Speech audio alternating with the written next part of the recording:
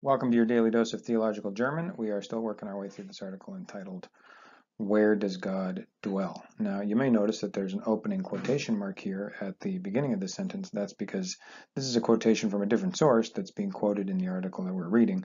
There's no close quotation because this quote goes on for more than one sentence, so we'll get to the rest of it in another episode.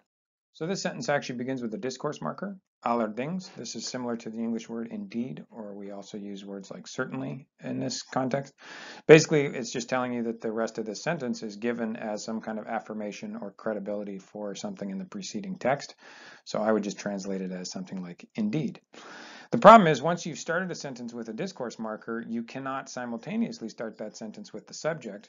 And so in English, you would just make the subject the very next thing in the sentence because of our word order. But in German, the word order usually wants the verb to be in second position. And so there you have the verb sein.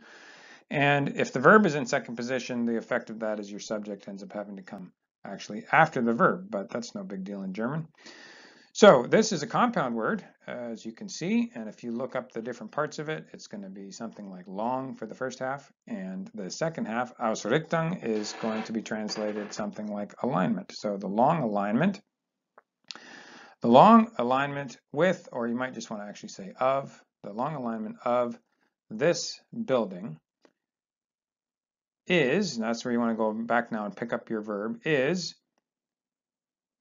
more strongly emphasized than with any comparative building. Now you might notice I did some smoothing out in that translation because I said any over here, but this is actually a negative particle, so that should be no. The reason for that is this construction here in German, the so wie construction. In English, we would normally translate that with the as construction, so we would say something like as strongly emphasized as with no comparative building, but to smooth it out, I just did a more than construction, so that's how I got there. The other thing you want to pay attention to is that this betont is the participial form of betonen, but it's used here really more like an adjective, and then it's functioning with this verb, this sein verb up here, to form what I translated as a passive construction. And in fact, this is sometimes called the fake passive in German. I think in April Wilson's textbook, she uses that terminology in chapter 29.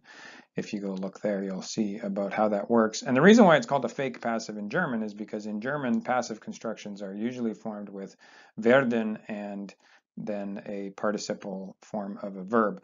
When you're dealing with an adjectival participle like this, then you use ist, and it's still going to be translated as passive in English because actually in English that's how we form passives, but not in German. So it's a real passive in English, it's a fake passive in German. Just to give you the full translation so that it's clear.